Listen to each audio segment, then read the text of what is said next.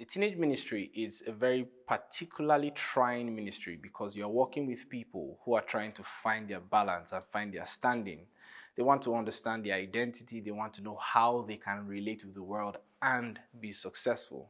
Well, in our times, we are looking at teenagers who want to blow, who want to, in our local parlance, who want to make it big, who want to start making money, who want to, feel among the crowd of people who are making success at this time.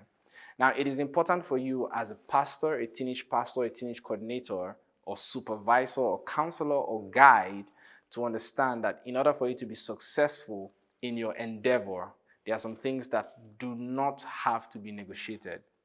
And number one, the first thing I would like to share with you is that you must love genuinely. For you to love genuinely is a capacity that only God can give to you. Just like Jesus, who would leave the 99 and go for the one. You must love genuinely from your heart because it can be felt, it can be sensed. When you love because there is something you can get in return, it's very easy to know that you are loving because of a particular reason.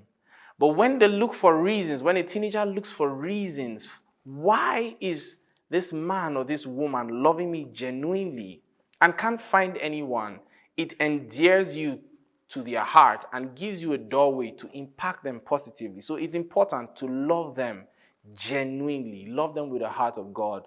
Love them with the heart that Jesus Christ loved humanity when he came for us. And the second thing I would like to share with you is that it is important for you to speak their language. You do not necessarily have to, be savage or corny. You do not necessarily have to learn their slangs, but it is important for you to speak their perspectives. Now, for a lot of adults, you have some rigid perspectives and you don't leave any room for any negotiation. You don't have any room for any new perspectives. But it is important that even though it's a perspective that you stand against, you must have a way of listening to those perspectives and speaking the same language so that they can hear you, so that they know that you are not just listening to their words, but you are listening to their heart. So it's important for you to speak the language of the teenager. The third thing I would like to share with you is that it is important for you to be there with them. And there's a word I would like to use: be present. Be present. Be there with them when they are falling. Be there with them when they are crying. Be there with them when they are confused. And don't always have the answers. Well, sometimes you may have the answers, but be there like you know that even if you don't have the answers, you can hold their hands and lead them to the point where you find the answers together. It's important for you to be there. It's important for you to be present. Yeah, you may be looking for money, you're married, you have children to handle, you have things and other issues that you're dealing with, but it is important for you, for the ministry that God has called you to be present for every teenager that God has given you. Jesus said, Lord, the people, the men that you have given to me, I have kept them.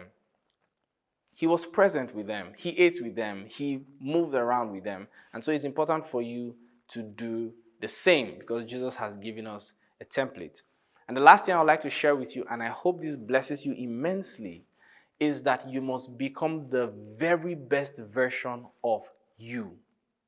Now, you cannot be an impact to a teenager when they know that what they are trying to be or who they are trying to imitate or who they are trying to emulate is a flawed version.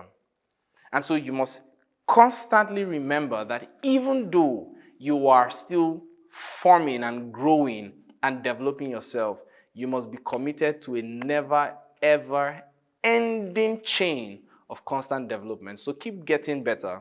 Let the world enjoy the very best version of you. So the first thing I said, love genuinely. The second thing I said, speak their language. The third thing I said, be present. And the last thing I shared with you is that you must give the world the best version of you. Let your teenagers have the very, very best version of you. And so if you know that you are not perfect, keep on striving to get better. Keep learning. Go for conferences. Speak to people. talk to mentors, keep on getting better, and let the world have the very, very best version of you. I hope this helps you.